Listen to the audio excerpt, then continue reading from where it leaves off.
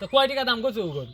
1 লাখ টাকা করছে ওটা। তোর আর আদারে কথাবার্তা তো সামনে তো কুরবানি এসেই গেল। হ্যাঁ কুরবানি দেওয়া আমাদের তো একটা কুরবানি প্রস্তুতি নেওয়া লাগবে। অবশ্যই তো অবশ্যই। কি সিস্টেম করা যায় এটা কত দেখি।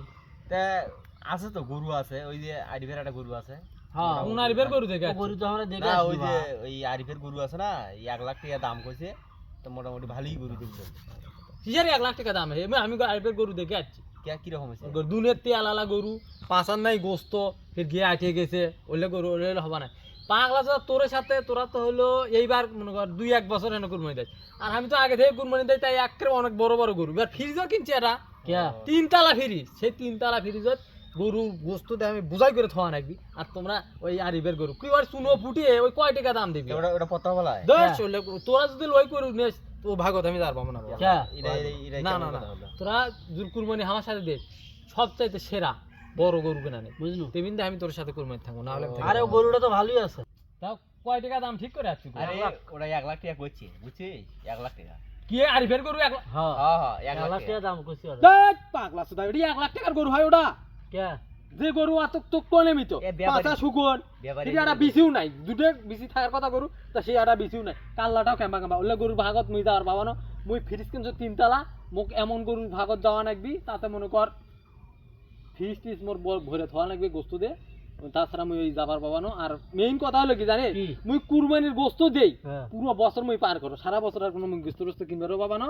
মুই তোর সাথে মেইন কথা, তোর সাথে ভাগত যাবার। তোরা যে 1 লাখ টাকা ঠিক করে যাচ্ছ গরু, তা এটা তো পত্তা হওয়ার বিষয় আছে। 1 লাখ টাকার গরু না হলে মাংস হয় নাকি 2-2.5 মণ, তা মাংস তো 1.5 মণ মাংস হবা লাগে। তো আর কিসের আবার কুরবানি আছে? বললে হবে নাই বাবা, কুরবানি আমি যাওয়ার বাবা না। লস আইটেম বুঝছো, লস আইটেম খালি তোরাই থাক না।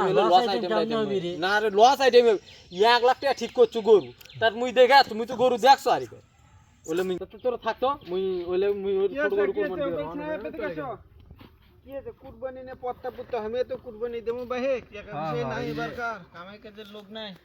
আরে কুরবানি নে পত্তা বাজে দিছে ভাই, ওই যে একটা গরু দেখেছি তো 1 লাখ টাকা দাম কইছি। কার গরু? ওই আরিফের গরু। ওই আরিফের গরু তো ভালোই বাহে। এই 1.5 মণ গোস্ত হইবে, ওই করতে আরো বেশি লাগবে। এই 5 জনে এখন হইছি তো, আর দেখি 1 জন পাওয়া যায় নাকি।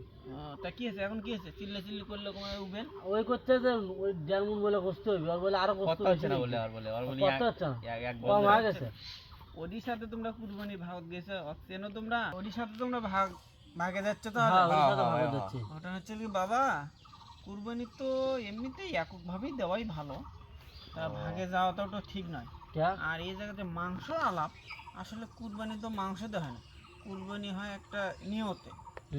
কুরবানিটা হচ্ছে একটা নিয়ত, যে নিয়তটা হচ্ছে আল্লাহকে আজি খুশি করার জন্য, সন্তুষ্ট নিজের মধ্যে পশুত্ব কুরবানি দিয়ে নিজেকে ভালো হওয়ার জন্য।